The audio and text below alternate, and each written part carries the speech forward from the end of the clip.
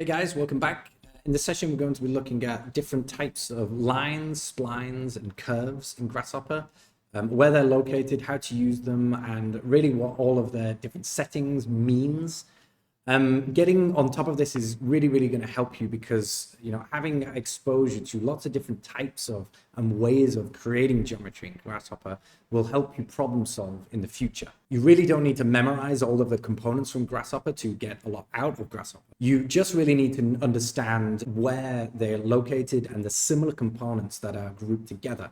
So then when you do come to different design problems, you have the ability to search for and find the components that will work best for you. So this video is going to go through a whole load of different types of curves and lines and splines and the different settings and how you can apply these and understand the different settings and concepts that are involved in their creation and how Rhino uses them to create geometry. So let's dive right in. So basically I have a very long list of components that we're going to go through.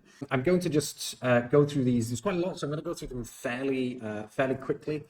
These lines and curves, this first set, are all located in the primitive tab in curves and our primitive drop down. And I'm pretty much taking a couple of components from each of these sections so we can see what they do. I'm not taking them all because that's just going to take way too long. But if it's just to give you an idea of what kind of things we can do and where they are located, should you wish to do something either similar or related to the ones that we're going to look at. So yeah, the first one is just our curve. Our first one is our first major component is our 2-point line.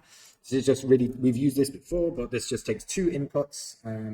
So I can construct 2 points, and this will create me a line based on these numbers or wherever these numbers are. So this this line that we can see here, that is unhighlighted for some reason. So yeah, just 2 points, drawing a line between them. This is a fairly straightforward and really simple way of creating creating a line. Our next one is a circle. So in our primitive, we've got these different ways to create lines. So we're just connecting 2 points pretty much is what these top components are all about. And there's ways to do this in between tangents of circles.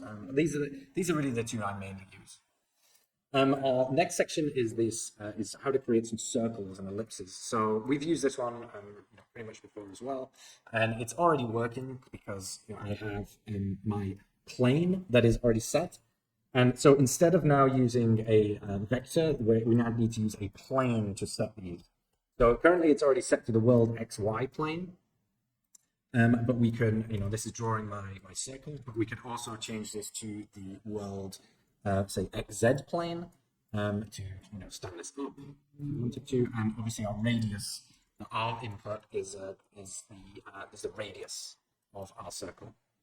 So this is all being defined instead by a plane. I'm going to give us some extra space because everything is a little bit, and we'll move things up as we go. So yeah, these so instead of being a direction, it's defined by a plane. And a radius, and that's all that's happening. It's just creating a circle based on those 2 pieces of information. And these planes could come from anywhere. We're using XYs, but we can also, the location of that plane could be moved around in, say, the Y-axis. I'm creating a point, and I'm putting a plane on that point. And this is what we're, when we have the Y-axis control of that point, and that's where we're creating the location of our plane. We could also do this for the XY plane instead. So our circle is drawn flat, but we have control over it where it is next. So all I'm trying to get at is that these planes could come from anywhere. We'll work out lots of ways of drawing planes over the course of the program. The ellipse tool is the next one in here, and this is working pretty much exactly the same as this plane, but instead the same as the circle. But instead of having a single radius, we actually have 2 radiuses. And these are denoting the radius of our, basically the length and width of the ellipse. So if I increase the, say, height, I'm going to get a lozenge shape that's vertical. If I increase the width, I can make that horizontal instead. So it's just the radius basically along the different axes of the ellipse. And that's all that's happening. same thing still applies. It's still aligned to a plane. My preview planes are pretty big, so I'm going to reduce those as well, so we can see this. And I'm going to unpreview these as I go. Our next section in the curve types is we have basically some polygons. Well, we have polygons and rectangles, another different curve type that we can create. We've got lines, circles, arcs, and yeah, these ones are going to be closed, closed curves. So if I'm just going to preview this on straight away because I can see this is working, and this is my polygon here. This is my polygon that I can set. I have, again, the base plane, so I can copy my X and Y. Sorry, I have a base plane and a radius, which is my setting my size of my polygon. We could put an XZ in this, again, a different plane, so this is stood up. It's working very much exactly the same as the circle. It's just this has another input, which is number of sides. So we could have a polygon with 43 sides or 100 sides, which is pretty much just, a circle, but it's actually made up of individual segments. So if we put this down to, 3, we'll have a triangle, 4 sides, square, and so on. And this is all defined by the numbers here. We also have a very nice input as well, which I don't use too often, but we can set the radius of the corners. So rather than having the 0 fillet to the corners, we could actually fillet these and radius them slightly. And again, these curves, this plane could come from anywhere. So for instance, if we take, actually I have a curve that's already drawn here. So I'm just going to reference this in. So set one curve, and we're going to use that perpendicular frame. So we're going to set a plane along our curve based on a parameter, and I'm going to re-parameterize this. So I now can create a plane along this curve between 0 and 1. This could become my plane for my polygon. I'm going to change the radius slightly. We could put, instead of having just one location of this, we could put a range into this. So we're creating multiple profiles along my curve. And, so we could increase the amount of this with, let's put actually we need more, so let's put 100. So the amount of, sections that we're creating can be controlled by this. And what we could do is we could loft these together. So these are all now in order, and we could create a surface from all of these points, all of these curves, sorry. So this is a really nice way of making profiles. Say if we're doing frames or making other pieces of geometry, all controlled by this curve that we have set out here, all controlled by the size of the radius of this polygon and how many sides that we have. So yeah, different ways of creating different geometries, but this is basically how we can quite easily put a profile along a curve. So this is this plane is important, where we're drawing this curve, this polygon in 3-dimensional space. And this concludes our lines and curves, the primitive section of this drop down. And we're now just going to quickly look at splines. So a spline is, I actually have one drawn here. So the definition is really just an interconnected set of points. So I'm going to just reference and just write, so I'm going to use the point tool in Rhino and add some points to Grasshopper. And I'm going to reference these in, I'm going to add the points in Rhino and I'm going to reference them in Grasshopper. So if I get a point component, I'm going to right click and set multiple points, and I'm selecting these in order. And Grasshopper handily gives you a line so you know which order these have been selected in. I would just press enter, and I can use these to create my first type, which is a polyline. And the polyline is really simple. It's just drawing a straight line through our points. And it has one input, which is we can control with a Boolean toggle. So we could set this to true, and this is going to close the polyline. And that last line in between the first and our last points will get added. Not confusing because it's crossing over, but yeah, it's just adding that line in so the polyline is closed. The other spline that we use quite a lot is this Interpolate. And what this does is it draws a curve that is going to touch and hit all of our points. It actually will directly touch our points at each or wherever they are. And let's just exaggerate this a little bit. So you can see the polyline is in the background, and the Interpolate is drawing a beautiful spline curve through them, and it's kind of going through the points. We have a few settings, which is changing the curve degree. And so you'll notice that if I put this curve degree down to 1, there is actually no curvature. So I'm actually just getting a polyline again. It's exactly the same as the polyline here. But when I add multiple degrees of curvature, there, and you can see this is orange because you have to have more degrees of curvature than kind of points that you have. Actually, no, that's not true. I'm not sure why the degree is throwing up an error in my two. But as we increase this, you can see that the way the calculation of that curve is being created by Rhino is just slightly being adjusted. And we also have the same toggle, which is whether the curve is periodic or not. And this means if it's closed. So if I close this, we're going to close the start and end of the curve. We're joining this last point with this first point with this last point. And the K is just about chord spacing. So again, this is just some settings really about how Rhino is calculating that curve between those points. Our NURBS curve is very similar. We're going to take our points again. However, the way a NURBS curves work is that it's going to draw a curve through. It's going to use our points as control points, but the curve will not hit the points. It's actually using them as a weighting. We still have the degree here, which I believe if we set to 1, it's still the same. It draws a polyline. And yeah, we can really change how that, or the big difference between number 2, 2 curve degree, number 3 is quite different. But this is a NURBS curve, and this is, very different calculation to how the Interpolate works.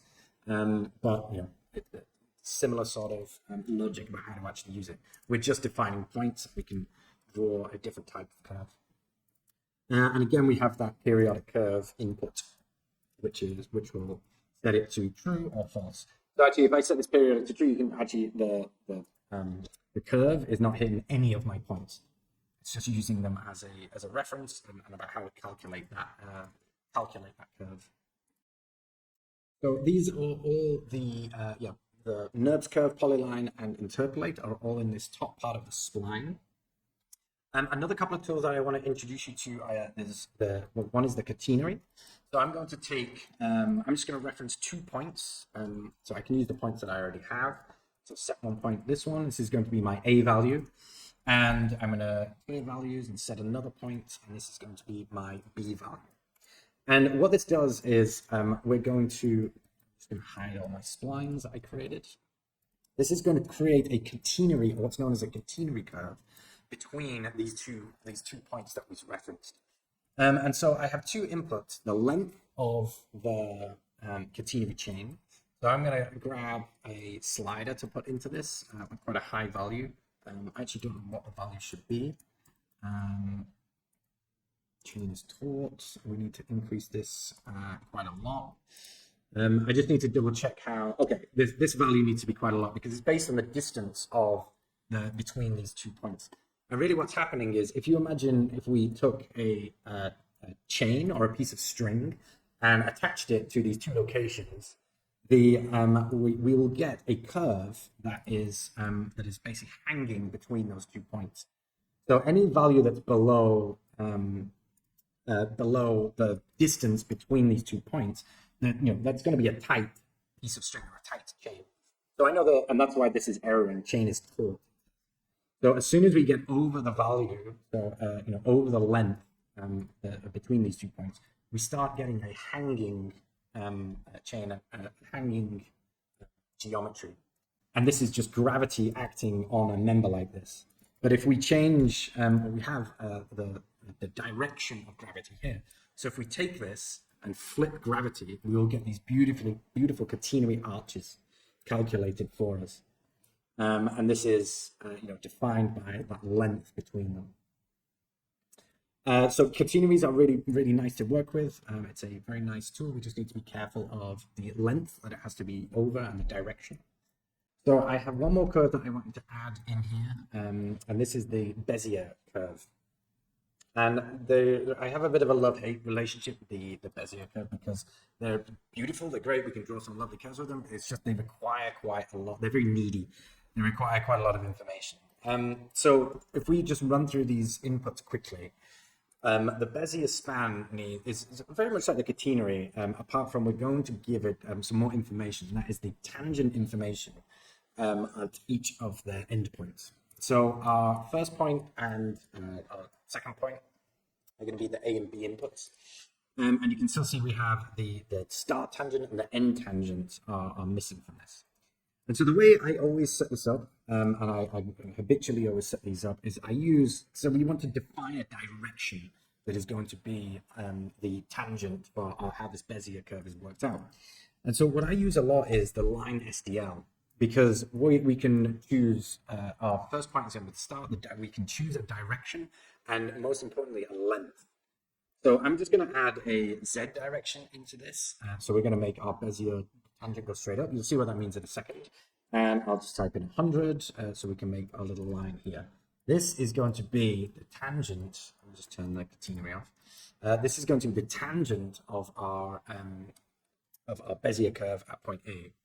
I'm going to copy and paste all that for my B input, and I'm also going to use the same value. I can change this, and the Bezier span is actually now drawing, and we get really nice control over how this works based on the length and direction of these SDL lines.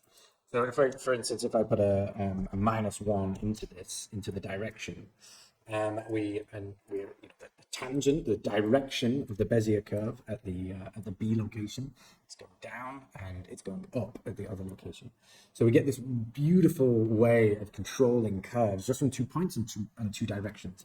The problem with it is it just takes a lot of setting up. Setting up all these SDL lines. I like using the SDL line for this because we get to visualize the weight and the distance that that's going to be computed in the Bezier curve.